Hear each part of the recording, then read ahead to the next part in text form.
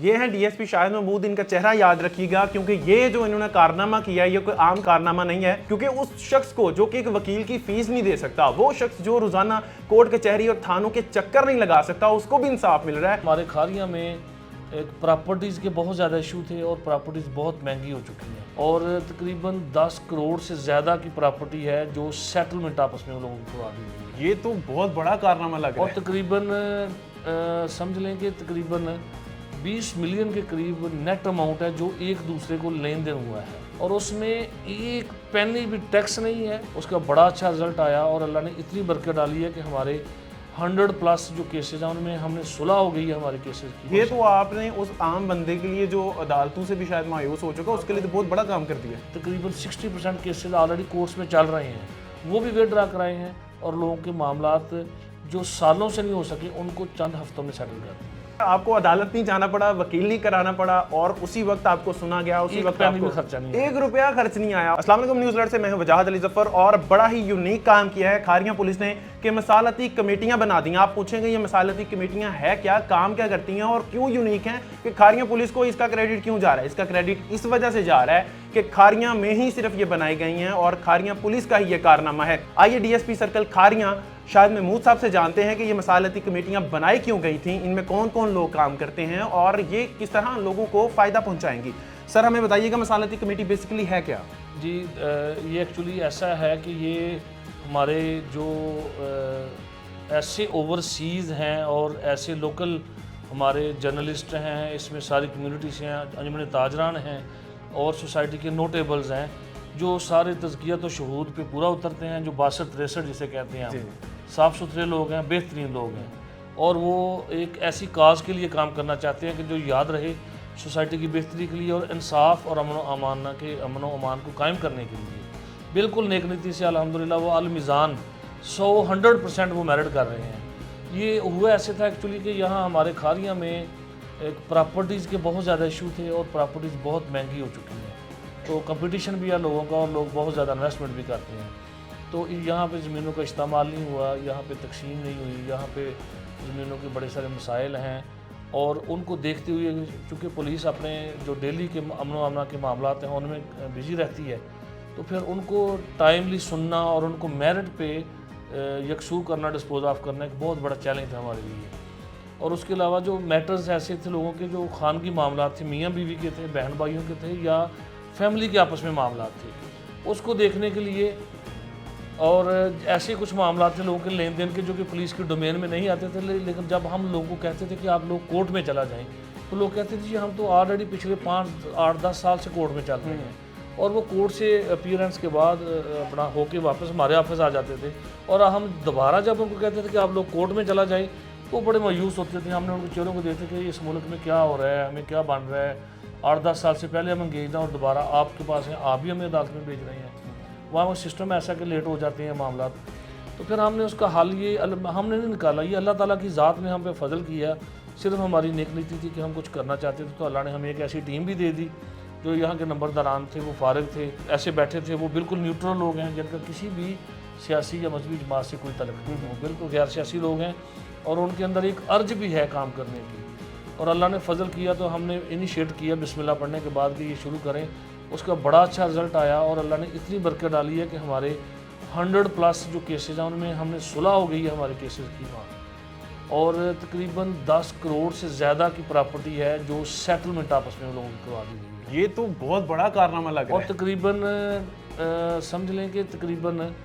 20 million کے قریب net amount ہے جو ایک دوسرے کو لین دین ہوا ہے. اچھا. اور اس میں ایک پینی بھی ٹیکس نہیں ہے, ایک بھی پینی کہیں ایک دوسرے سے کوئی لیا دیا گیا نہیں ہے. جو پیسے ہیں بالکل 100% جینون ہیں, اور مدعی بھی اس میں بہت خوش ہیں جو کمپلیننٹ ہیں, اور جو ملزمان تھے ان کے بھی معاملے سے وہ بھی بہت خوش ہیں. یہ تو آپ نے اس عام بندے کے لیے جو عدالتوں سے بھی شاید مایوس ہو چکا, اس کے لیے تو بہت بڑا کام کر دیا. سر دیکھیں میں نے کچھ بھی نہیں کیا, میں نے ایک نیت کر کے انیشیٹو لیا ہے, اللہ نے ایک ٹیم دی ہے اور اس نے اتنا اچھا پرفارم کیا ہے کہ ہماری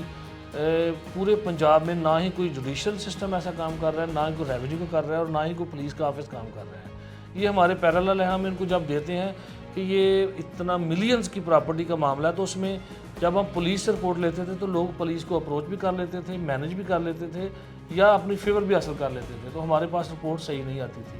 جو مصالحتی کمیٹی کے ممبران ہیں وہ بالکل فری ہیں اور فری ول کے ساتھ کام کرتے ہیں، اللہ کو حاضر ناظر جان کے، اور اللہ کی خوشنودی کے لیے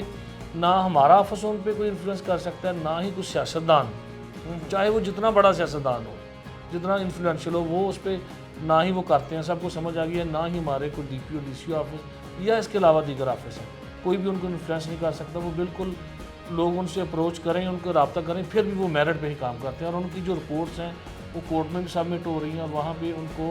آنر کیا جا رہا ہے۔ وہ ہمارے D P O D C O office اور ہمارے سینئرز کے آفس میں بھی انڈورس ہو رہی ہیں، ہائی کورٹس میں جا رہی ہیں۔ آپ دیکھیں کہ صرف یہ اتنی ضرورت ہے کہ حق اور سچ کی بات کی اور انصاف کی، کہ ہر جگہ پہ اس کو بہت ہی ویلیو کی نظر سے دیکھا جا رہا ہے، اور وہ لوگوں کا نہ کوئی ٹی اے ڈی ہے، نہ کوئی سیلری ہے، نہ ان کی کوئی پے ہے، وہ اللہ کی رضا کے لیے خالصتاً جو ہے نا وہ، اور معاشرے میں لوگوں کے لیے سستا اور آسان جو انصاف ہے، جو کہ ہمارے ابھی سی ایم صاحبہ کی بھی اپنا ان کی پرائرٹی پہ ہے، جو آئی جی صاحب کی ہے، جو دیگر ہمارے اپنا چیف جسٹس صاحبان ہیں،